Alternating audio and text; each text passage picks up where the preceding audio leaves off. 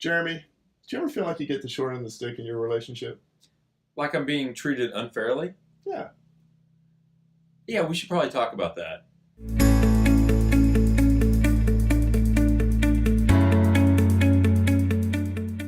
Welcome, everybody. I have Jeremy Wilford with us today again. He's going to talk to us a little bit about transforming relationships. So tell us a little bit about what you talked about this week.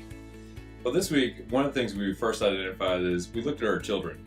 And if you ever, I don't know if this is the case in your house, it probably isn't. But in my house, everybody is concerned with how much they receive versus the other children in the house. Yes. And they are constantly worried about how much chores they have to do versus the other people, or how much they're getting on their plate versus the other person, or whatever it is, how much time they get with mom and dad.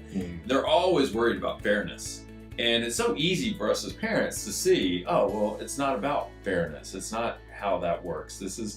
But then whenever we look at our own relationships, and don't we tend to fall into those same traps, which is, am I getting as much as I'm giving in this thing? Am I being shown the love that I need to be shown in order to make this relationship better? Yeah. So I can tell you 100% confidence, I never taught fairness to my children. No.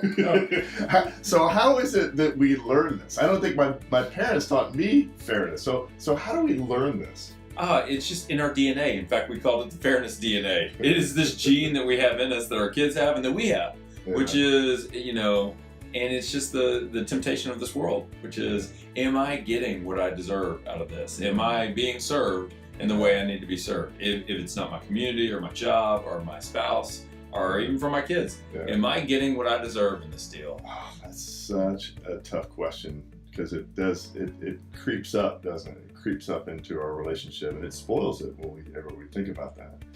So what action could we use to kind of thwart that whole fair thinking, argument? Well, unfortunately, one of the things that we do probably sometimes, which is the wrong action, which is, oh, I'll just do that for this other person, and then I'll wait to see if I get that in return. Yeah. And then that only leads to resentment and stuff. Yeah. So what we really need to do is formulate a way that we can give out of our own abundance.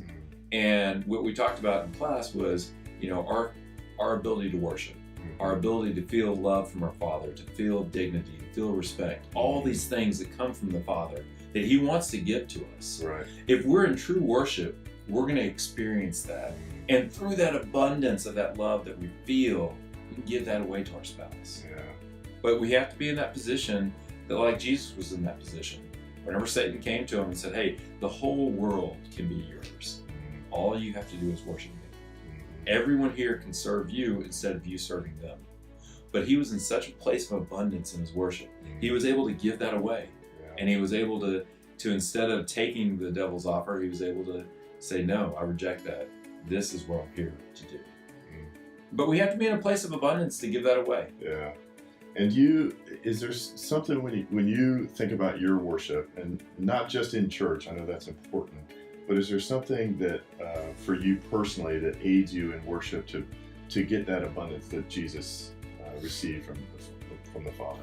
Well, one of the practices that we've been talking about through this transformational stage in the last series was the Lord's Prayer and how we use the Lord's Prayer. But in that daily prayer and that daily meditation, finding all the gifts and praising the Lord for everything we've been given.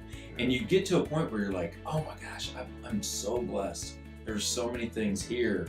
I am just, I'm at a loss that I could ever think that I needed more. Yeah. But once you're at that place, then it's a lot easier to give of yourself than it is. Well, excellent. Well, that's our challenge this week to, instead of when that fairness gene starts kicking in, we start telling our spouse that that's not fair, or we start thinking it, maybe we don't say it, to move to a place of worship and to begin to receive the abundance of God's love for us. So thanks, Jeremy. Oh, thanks for letting me teach.